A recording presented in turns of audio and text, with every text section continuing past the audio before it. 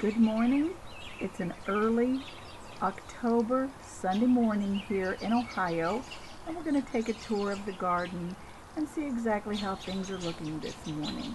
These are some of my bowls on the back deck. I've had this one especially for a few years, and you can see it's aging very well. Now mine are planted with sedums and succulents and sempervivums.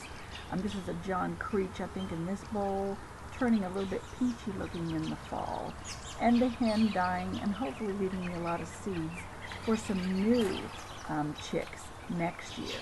This is about a 5-gallon paint bucket size here that I made last year.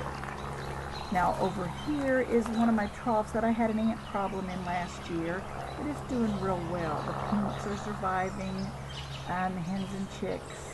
This oval pot with the Sempervivums doing fairly well. You can see a lot of them have died around the base.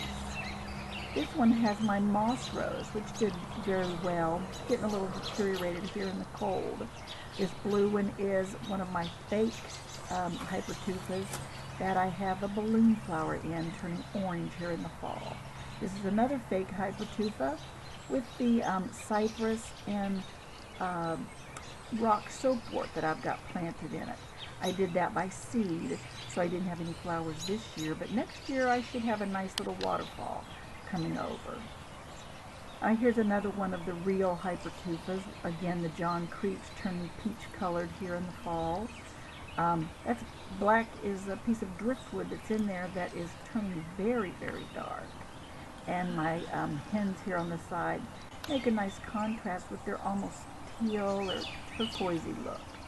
I really like that particular variety of Sempervivums. I'm not real good with the names.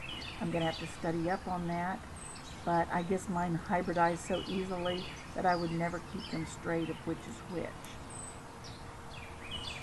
And this is another real Hypertufa there on the right. The hens and chicks in it, I think, are that same variety, but that's the dragon's blood sedum in here. It may be some of my variety of dragon's blood called voodoo. Again, I'm not real good on keeping those straight. You can see a lot of ash leaves blowing around here. That light tan one is a fake Hypertufa. This one behind it is real, one of my older ones. This one we're looking at right now is the first one I ever made, and it's full of the dragon's blood. Next to it, that bluish looking one is the fake Hypertufa, and I've got that planted with, I think that was dianthus, that will bloom nicely next year. And this again is a fake Hypertufa that I have a Sempervivums in. I am not sure of that variety, but whatever that is, I love it. It has grown so well in this particular trough. I want to say Frosty Morn or something like that, or Winter Frost. I'd have to go and check all my tags to be sure. But this one I really love. Now I've got a lot of carpet bugle, as you know. It grows rampantly around here, but I kind of keep it under control.